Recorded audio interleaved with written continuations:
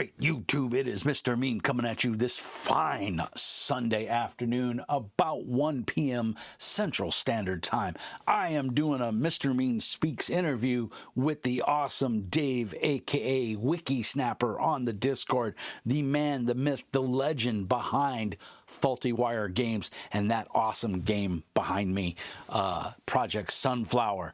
Dave, introduce yourself, sir. Tell us what you're all about. Hey, my name's Dave. I am all about making some games and doing some woodworking and getting people to think and just hanging out. Just hanging out. Dave has been on the Discord for quite a while now, at least 2 years. I think I got a 4 year of knowing you not terribly long ago from Discord. That was like, Nice. hey, you've known this guy for a long time. Yeah. Um, I don't even know how you found me, to be honest. I don't know if you just came across one of my reviews or if someone said, hey, go talk to this guy, or was Give me a second. think, I think I've seen your review to Low Fantasy Gaming. It's ah, like, because I'm a fan of some low fantasy gaming as well, and so then I was like, oh man, I'm gonna follow this guy around. yeah. Or as we know it now, Tales of Argosa. Yes. Yes. I just talked with Steve. Pretty soon, or pretty recently. Yeah, I just talked to Steve a couple days ago. He's doing well. Um, Steve is one of those guys, he's Australian, so he's got that Australian accent. But he's also one of those guys that, he's slim, he's good looking. His wife looks like she walked off the cover of Playboy. Both of them look like they could have just stepped out of GQ magazine. I hate Steve. I hate him. I hate him so much, but yet I love him because he makes awesome games. But we're not here to talk about those GQ wannabes. I'm kidding, Steve. I love you. Tell us about Project Sunflower. Give me the sales pitch.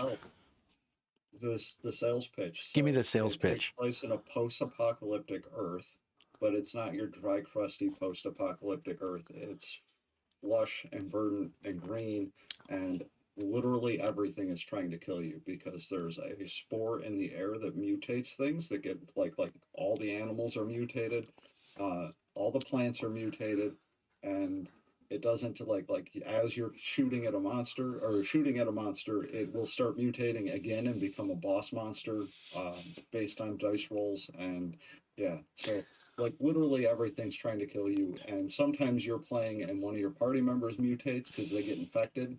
It's not like your typical zombie game where players don't get infected because hand wavium. There's totally things in this system so that way monsters can mutate and infect you. And then on the mechanics side, the game is probably the tightest dice mechanics you'll ever find.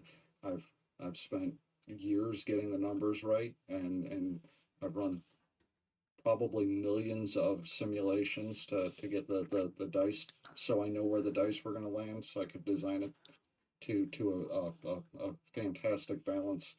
I mean, by all means, try to break the system. If you think you're breaking it, you're probably playing it the way I thought it would, the way I think it should be played. Um, yeah, and it's a lot of fun. Yeah. And it's super easy to play and to run as a game master because, truth be told, I am a lazy game master. I put a lot of effort into game design so that way I don't have to put any effort into game mastering.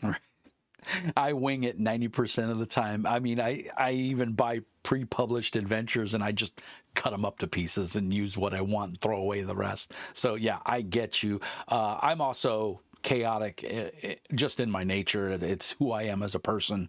So yeah, I don't follow the rules for things like that. And so for clarity, Dave sent me a copy of the rule book.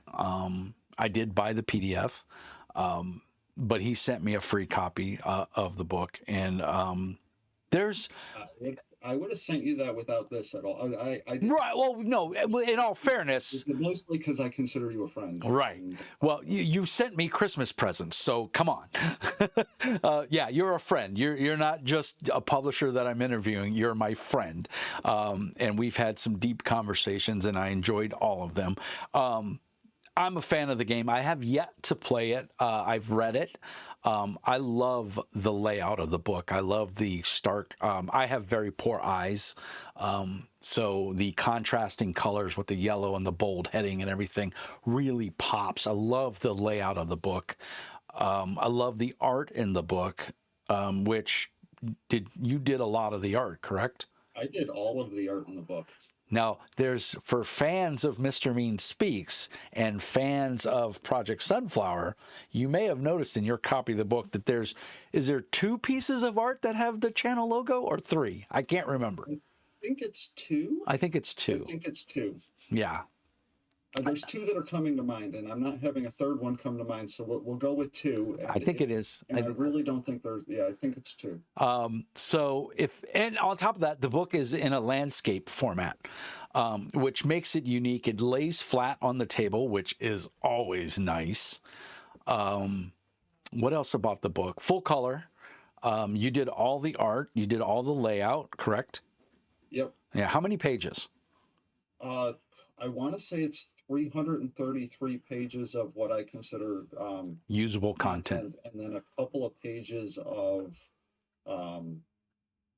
I had to have a couple extra pages in there to hit the Page count? like the character sheet in the back. I don't consider that Right. pages to a book. So it's 333, and then there's like the character sheet in the back, and Right. then drive through requires you have a blank page, which is ridiculous, and they don't let you put anything on the covers. So Right. a Right. couple extra, but they're not. So that leads into the next question. Where can people buy the book? Drive through RPG. Right. I contemplated doing a print run, and I couldn't see a way of coming up with the money without a Kickstarter, and there was a lot of stress in that. Or giving up a kidney? You know what? This is just a way to do it where people can get their hands on it and they can play it. And really, that's the important part to me is playing it. It's not anybody who makes games knows that you're not making money doing it. Nobody's rich off of game design. Nobody's rich off of at least off a tabletop game. Right. Maybe computer games, maybe a few board games, but yeah.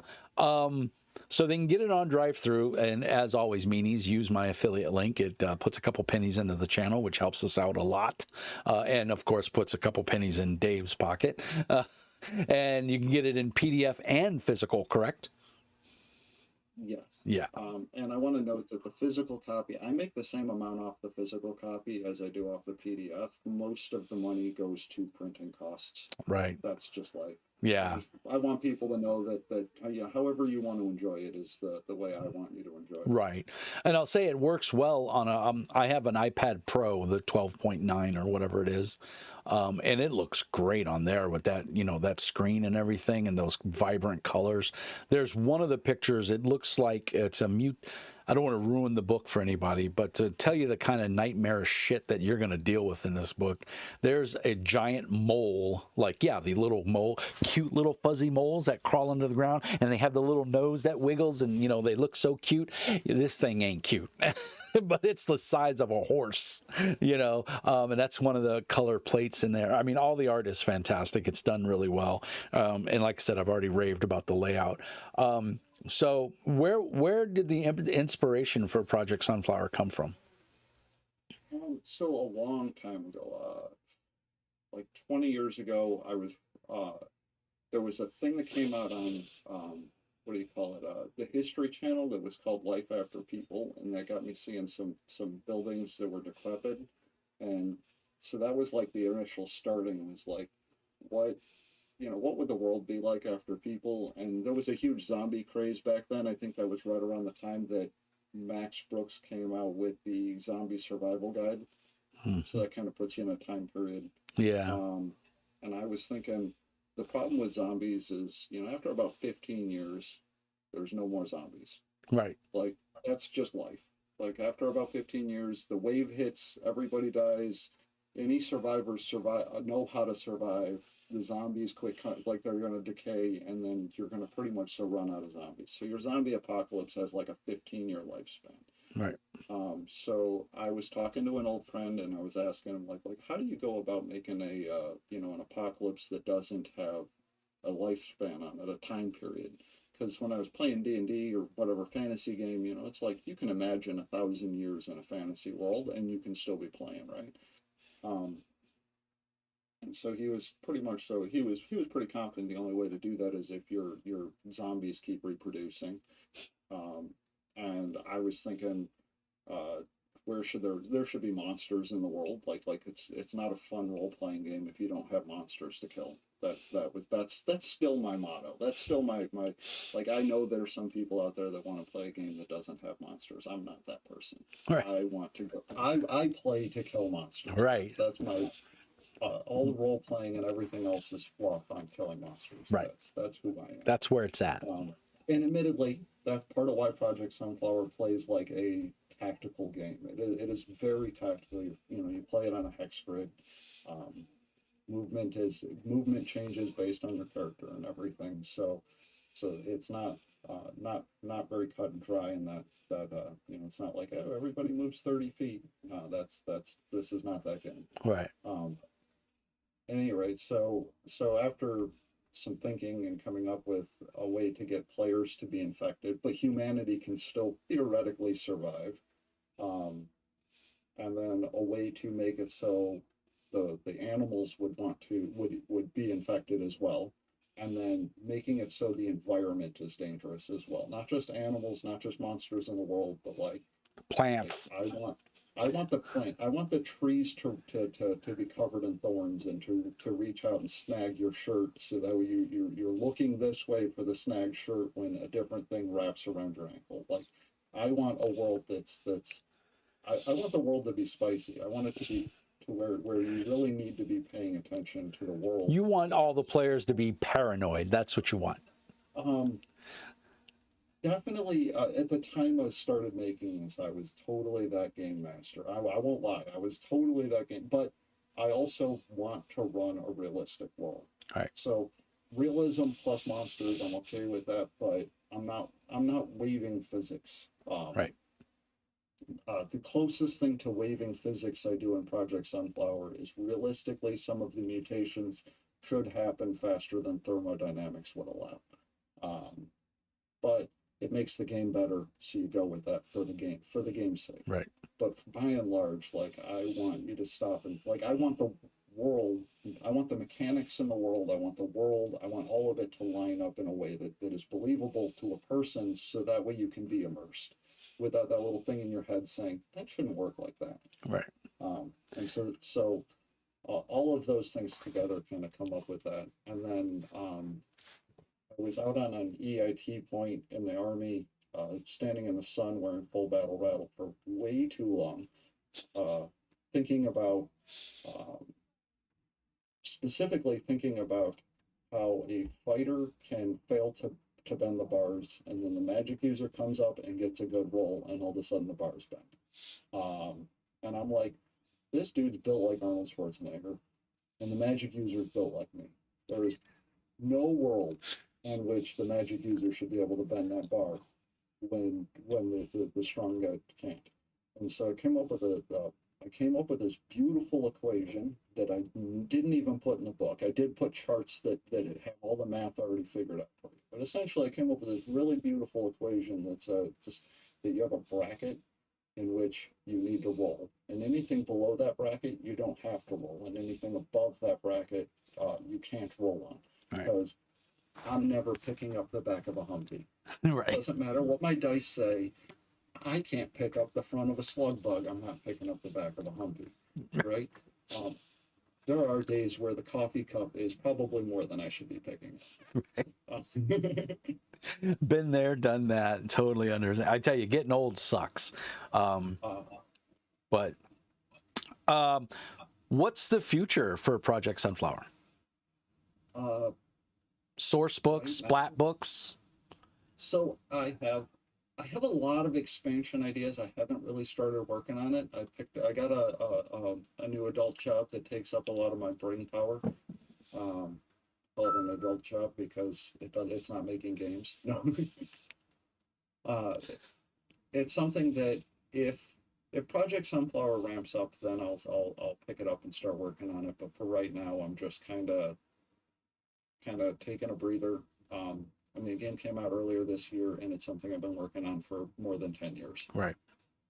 On and off, not the whole time, but your brain gets kind of mushy. There are some things that are already done that I didn't have room to put in the book because I had a price point and because printing costs are ridiculous. And so it was like, I wanted the physical book to be, I can't see a world where people will spend more than $75 on a physical book.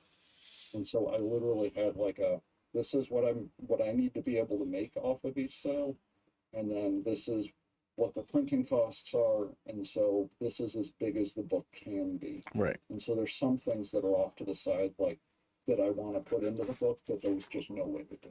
Well, and like machine guns didn't make it into the book for right. that reason. But and then on top of that, the outside influences affecting production. There was a moment there where drive-throughs printing costs were like a full, like your book would be over $100. I mean, and then people just cried and screamed and told them to go get bent, and they dropped their prices again. But there was a good 3 weeks, I want to say, where like a normal $60 book would cost $120. It was right at the end of the pandemic, and with shipping and everything, I'm sure they get their stuff printed in China, No, actually. So Drive-Thru has a printing location in the States. So there's no excuse for those outrageous prices. They have a printing location in Europe, and they have another location, I want to say it's in New Zealand, that they just opened up this last year to make it so people in Australia don't have to pay the ridiculous shipping costs. Right. So that makes it even worse, because then you look at companies like Trollord Games.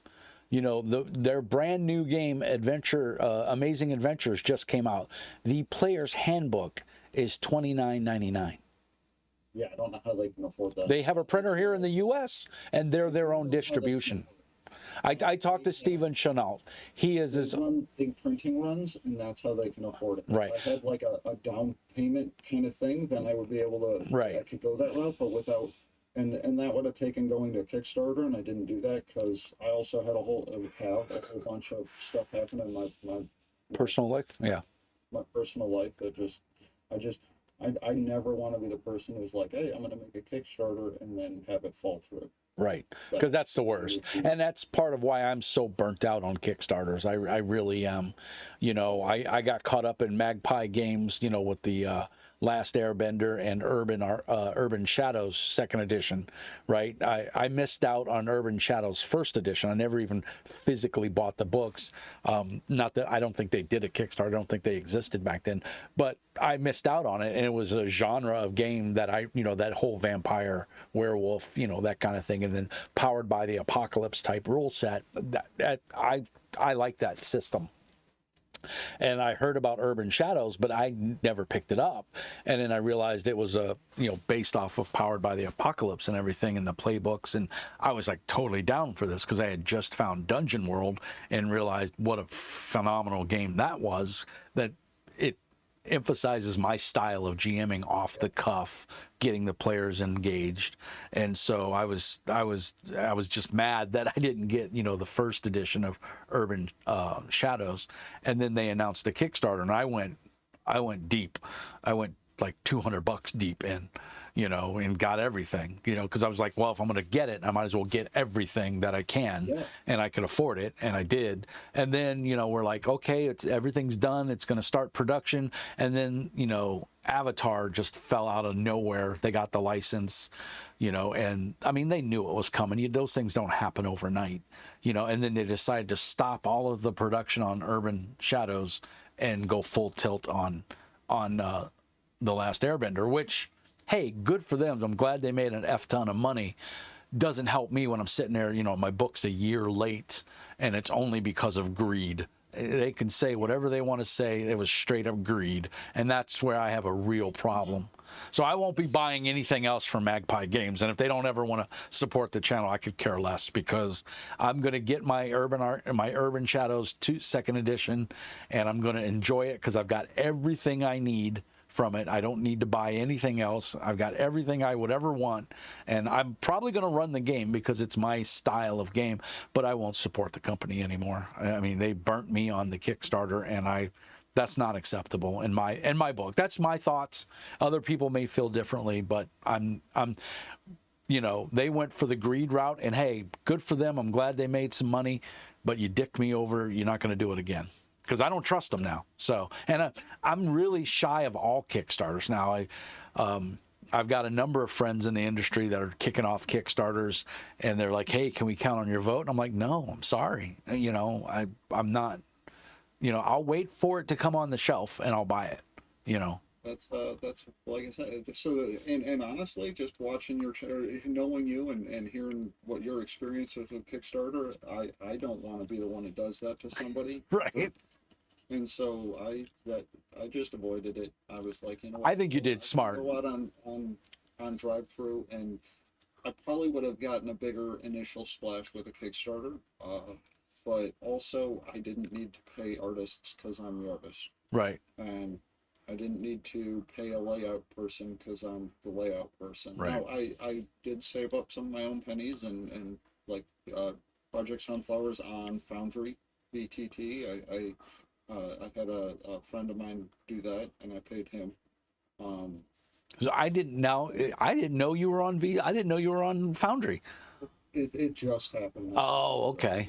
Well, like within the last couple of weeks, it's new. I'm going to have to say that I think you're going to be required to, as a meanie, you're going to have to run a game on Foundry for us. It is something that I want to do.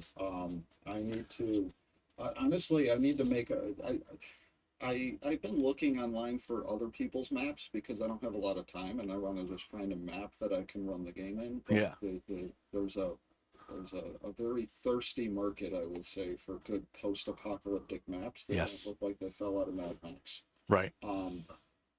And so it's something I need to get off my lazy butt and make. Yeah. Because you're a phenomenal artist. Yeah, and that's the problem, is that everybody expects me to make all the things because I'm an artist.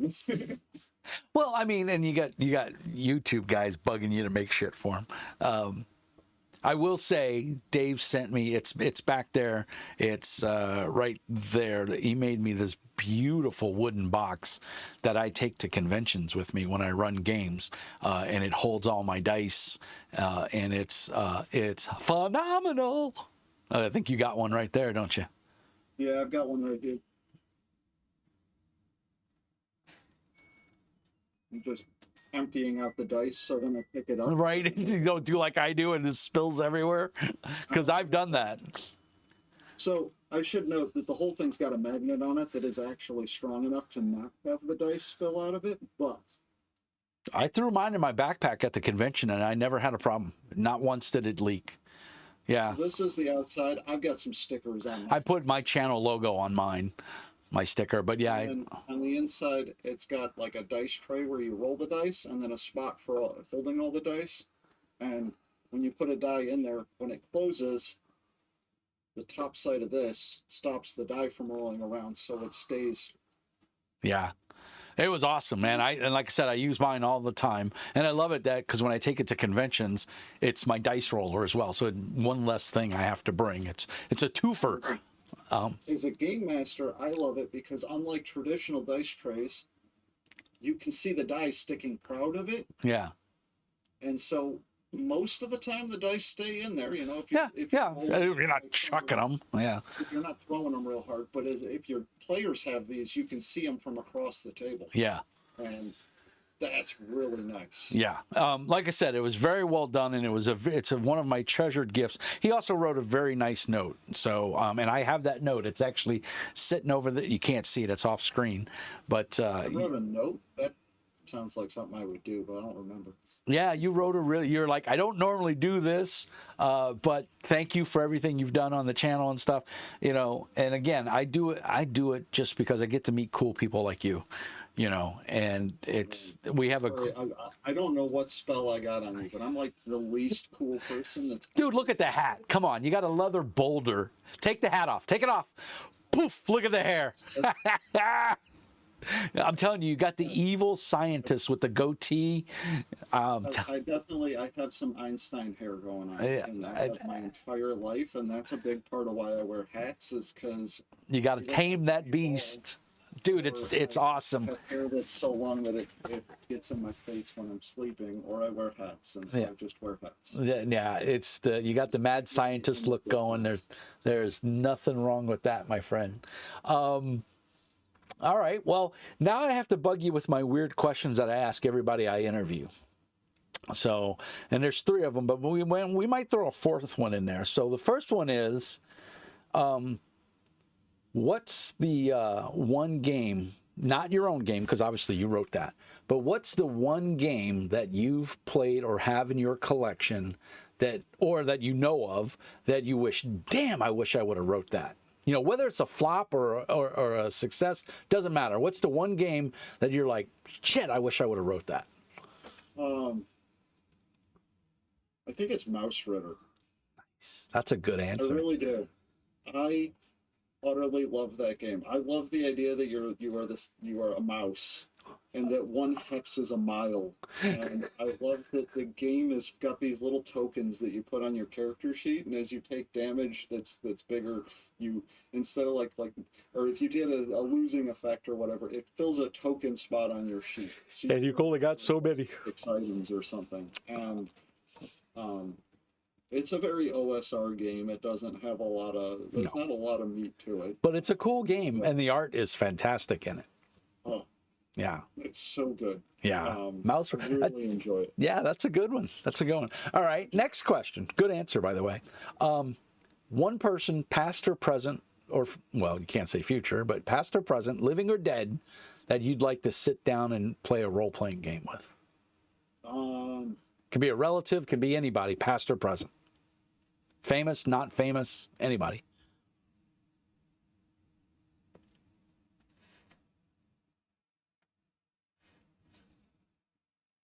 I can't think of anybody off the top of my head, to be honest. Okay, that's That I couldn't just reach out and be like, hey, play this. Because I don't have aspirations to play with famous people. I don't mean to be rude. no, But no. if they wanted to reach out to me and play, then they can come to my table. Gary Gygax can, rise as a zombie and come roll some bones with me. If he wanted to rise as a zombie, and I'm the game master he wants to roll bones with, he can't. I'm not going to turn him away from my table. I don't turn people away from my table by and large. You gotta do some pretty egregious things before you can't eat at my table. Right. Okay. No, that's fair. That's fair. And then my next favorite one is, you're on an airplane. You're flying cross country. You've got your backpack with you. You've got one game in it. Your plane's going to crash. You're gonna live the rest of your days on a deserted island. What's the one game in your backpack? Please, is this a Boeing plane? I need to know. It's a Cessna 748 Piper Cub. I was just making a jab because all the Boeing. You're right, been falling out of the sky. No, so my instinct says if I have a really healthy pen and the dice and a blank thing of paper, I can make my own game. There you go. Somebody else said that. I think it was Dave S. Who makes the superhero game. I can't remember the game now. But he said the same thing. He said a notepad and a pen is all he would need. I mean, if that's not an option that I have, that's an option. You're a game designer. Of course it's an option. But if it wasn't, I think the only game that I've never really gotten bored playing after even like years of playing was second edition D&D. Right. Advanced Dungeons. Well, we all cut our teeth on that. I specify second edition because that's what I had the books of. Right. And it was the same as first edition. I had all of the other Splat books, but I didn't run them at my table. Right. Not for no other reason than when I went places to run the game. Most of the time, it was like I need 3 books to fit in my backpack, and then I'm gonna have dice, and then however many 2 liters of Mountain Dew I could fit in my backpack, and um, you know, and And so to me, it Cheetos. was just like you needed a player's handbook, and you Yeah. needed a monster manual, and then you got the Fiend Folio because you could put a Dungeon Master's guide in there, but who really needed that unless you were just looking at magic items in it? Yeah. And that's why I like games like Project Sunflower. You only need one book. You're good to go. You got everything you need. That and a notepad. I'm a big fan of 3.5 and 5x8 index cards at my game table. I just, Actually, a big part of why also all of my character sheets are in landscape, and yeah. the book is in landscape. And the reason for that, the other reason for that, other than the book laying flat, is you set that down on the table, and it doesn't like reach so deep into the table that your game mat's getting covered by character sheets. Right. Because not all of us have I love a giant wargaming tables. right. I love a landscape character sheet. That's the first thing I ask is this available in landscape or can I find it in landscape? And the great thing about today's technology is and so many creative people in the world, there's a lot of people that just create them themselves, and there's a lot of great work being done out there in the third party market, fan made. Generally, if I pick up a game and I want to play it, the first thing I do is make my own character sheet of it. Yeah. And the reason for that is you won't know a game as good as you won't you'll know a game good enough to run it and to play it for certain if you have made the character sheet. Like, Yep. and it can be something that I grab a notepad and a piece of paper and I write what is everything I need for this character, and I just write it on a notepad, and it can look like crap. Sometimes I go into the computer and I make a really elaborate sheet, and frequently if I do that, I share them with the developer because I'm like, I made this so I can play the game, so I would know the game well enough to enjoy it, and they are almost universally over-engineered. Right. Yeah. Stephen O on the Discord, he's real good with Adobe and stuff, and he tweaks a lot of character sheets, and he always shares them. He does fantastic work. His wife actually makes all the merch for my channel. So all the mouse pads and the t-shirts and the stickers and stuff. So yeah, shout out to both of them. So what was I had another question that was percolating. Those are the three big ones, which are all good answers, by the way, all good answers. Are you running or playing any games right now? I am in a game drought right now, unfortunately, and it's not great as a game designer to be in a drought. But No. I also the new I took a small hiatus because I was doing a new job and I literally just didn't have the brain power when I was coming home from work to do anything. I know that feeling. I'm at the point now where I'm like, okay, I'm needing to have a creative outlet again. So that's going to end pretty soon here. Reach out to my buddy Tom. He's in your neighborhood, so he is. He's was it Grumpy Cat, Ugly Cat. Grumpy. He's Ugly Cat on my Discord, but his big nom de plume is Grumpy Cat because he's got the big beard with the long. He's the fart meister, we call him. But yeah, he's running. I think he's running. I think for Halloween, and I don't know if he's running an ongoing campaign of it or not, but he was running Delta Green. So, which is a good game. I don't know if you've ever played it, but I'm a big fan. There's a lot of games that I haven't played or I just haven't even gotten around to reading yet either. Yeah. Because reading a book takes time when you're dyslexic. I'm also dyslexic and I write books, so there you go. That's brilliant. Yeah. Who thought of this? No. Hey, well, you write good shit. Games and read and that's a horrible hobby for a dyslexic person. It takes me 3 times as long as anybody else. Well, hey, at least you can walk upright. I mean, I have a hard time with that, I have a bum ankle. I have some nerve damage in one ankle, and then I've got something's wrong with my knee on the other leg. Well, the upright's a challenge for me for a while now. Yeah, you still do it better than I do. But I'm an ogre. I mean, at least that's what my wife calls me, ogre. What did I do the other day? I was in a store or something, and I opened, like they had like a cabinet or something, and I opened it and the whole fucking thing fell. And I'm standing there holding the door, looking around. Oh well. Yeah, well, yeah. It is, I am what I am. Know your foibles, right? Exactly. It's the beard. I just blame it all on the beard. What else I is blame it on balancing my character sheet. I feel like I'm good enough at enough other things that I right? can't be good at physical things as well. Right. Well, I mean, I tried woodworking. We saw how that went. I think it went great. That's legitimately like what my early woodworking stuff used to look like. I just I'm sitting here looking at it because I can see them right here. And let me, not to make everybody sick, but yeah, you can see. Let's see this one right here. You can see that one's not too bad. In fact, that one's good. But this one, you can see where I didn't get the screw in the right spot and it's split because it's just laminated. It's just OSB. Well, pre-drilling is required with plywood, and then pre-drilling at the right size Right. is absolutely. And well, and I had great aspirations of staining this, but I was so excited that I got the shelves actually put together, right? That I just started drilling them into the wall, and I forgot to pre-drill them first of all, and then when I remembered to pre-drill, I have this El Cheapo Ryobi drill set, drill index, and I fucking snapped 3 drill bits, and I was like, "Fuck this, I'm done." So. Which I feel all of that so much. Oh man, I have no once I have awesome patience for the first 90% of a project. The last 10% I start getting excited because I can see it's coming together, right, and then it all starts falling apart. I need to like I almost universally when I get through that first 90% and then I realize I'm hitting that point of excitement and I'm not paying attention, I have to step away from it and wait to calm down before I come back to it. Otherwise I mess it up.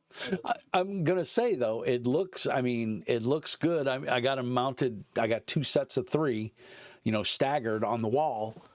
From the if you can see it there, if I can zoom out enough, and I put all my miniatures on it. So, and the other side looks exactly the same. So, and the whole point was I GM right here, and that's behind me with the big screen TV. And so my thought was I could just reach up and grab whatever miniature I want, because now I'm 3D printing and every miniature up here I've painted. So, That sounds like a pipe dream to me. I love my miniatures. I have a pile of potential, as I like to call it, as I've heard other people call it, that would stagger your imagination for miniatures that I have. I have without exaggeration thousands of miniatures that are unpainted right now. Well, and I have a 3D printer, so I'm printing one right now. Oh man. Yeah. Well, and I'll tell you, I will say the good part is the 3D printer really gets me excited to paint. Because I'm printing monsters for my game, right? So it's like that. You got to get it painted, or else you're putting out a plain gray model on a table, and to me, that drives me absolutely batty. This right here is what 90% of my monsters in my games are. I put a D6 down on the table and I say, "This is what this is." I do the same thing. Sometimes I'll put a string of D6s if it's a snake. Right. And I have a couple of big D6s as well, right, for big monsters. For a dragon. It's like you're gonna have to use your imagination. Right. Let's use the powers of imagination. I went crazy with flat plastic miniatures. From Dungeon. I've seen some of your collection, and I honestly, had I known that those were a thing before I went crazy with all of my other miniatures, I might have picked up and went that route with it. But yeah,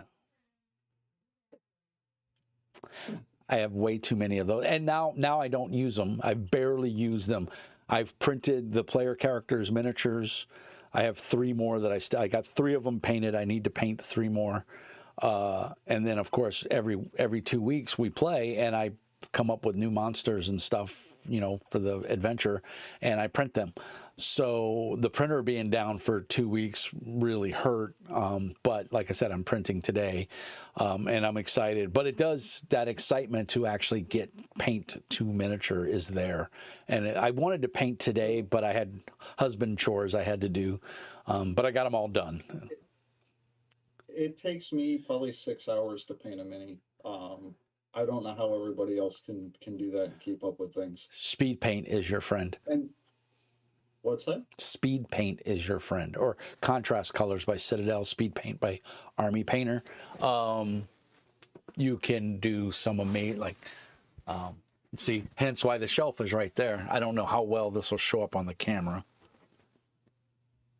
but that's great. That's all speed paints. That's a 3D printed miniature. So I bought this one on Etsy and just had them send me the blank miniature. But yeah, it's a skeleton in full armor, and it came out great.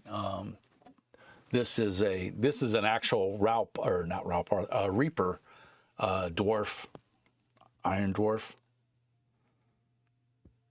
Oh, that's fun. Yeah. The majority of my minis are Reapers.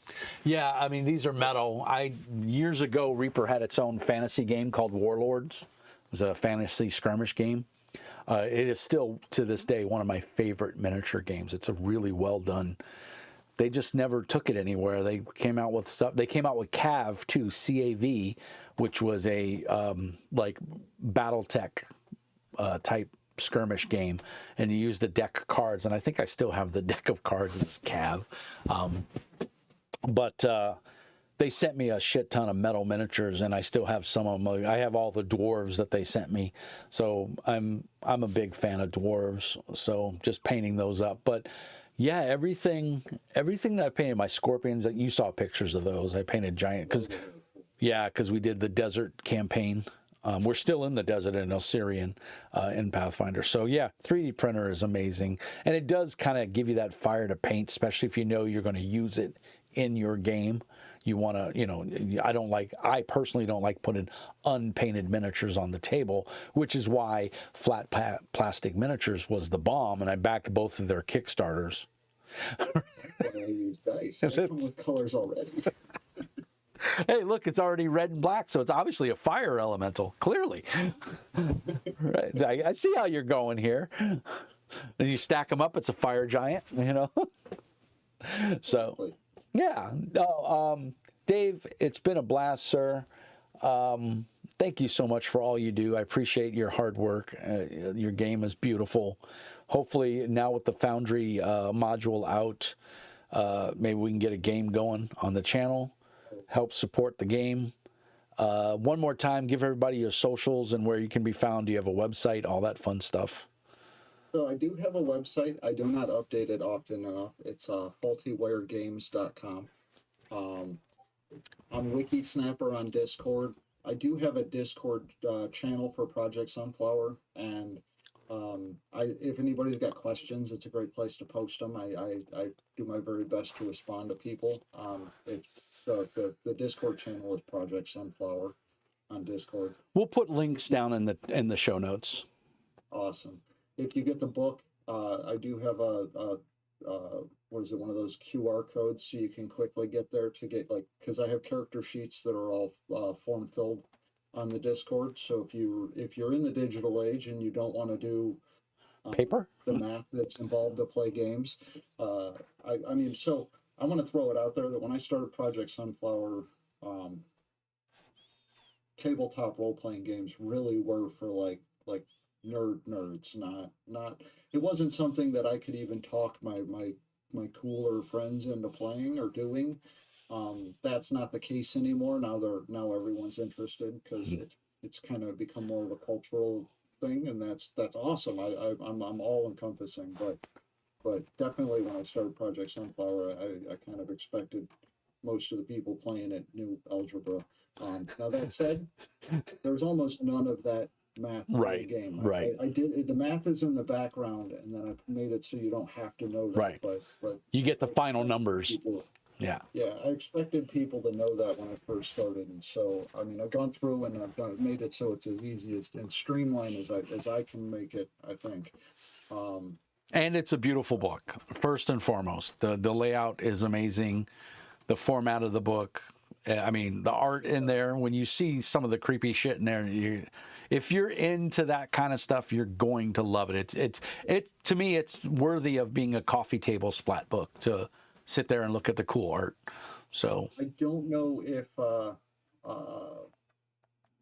I'm looking for like a couple of drawings that I can throw at you for just kind of putting on the I suppose I could probably share my screen and do a screen share of it real quick and show some of it off.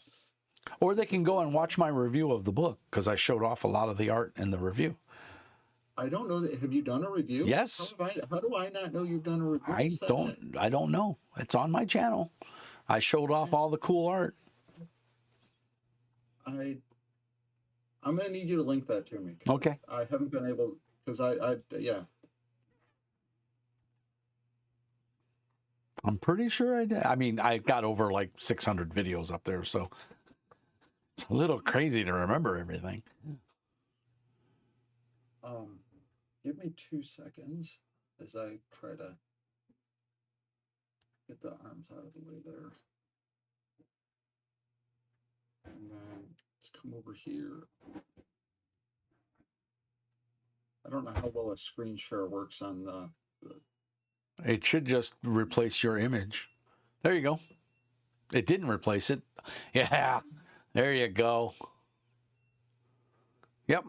so That's a creepy looking whatever. I'm being cognizant of the idea that you don't want to get demonetized, so we're gonna skip over some of the ones that are a little more gruesome and go to things that aren't. And by the way, anybody who doesn't know it, Wiki is a huge fan of VWs, Volkswagens. So that's why there's a couple pictures in there of Volkswagens. This is legitimately my car. Like I totally shamelessly, without any exaggeration, drew my car in the Yeah, in the but book. And, who cares about the vote? What the hell is that thing coming up behind you? so that's originally this was going to be the cover art, but then it fit better in this section of the book than the cover art did. But my plan was to make like a wolf creature that had, you can see it's got some fungus going on in its face and it's got some roots instead of legs. Because I wanted to kind of showcase that Project Sunflower is fungal and Yeah. but it also affects animals and plants, and it will. Like if you're playing it effectively, you're having creatures mutate. I do put a little bit of onus on the game master to come up with monsters in this game. Yes, I remember reading that section. Like if you're playing Project Sunflower correctly, you're coming up with the monsters. It's fun. It shouldn't be something. It's not a stressful thing. Not every monster has to be great. Sometimes you describe it like, hey, this is a planty wolf creature, right?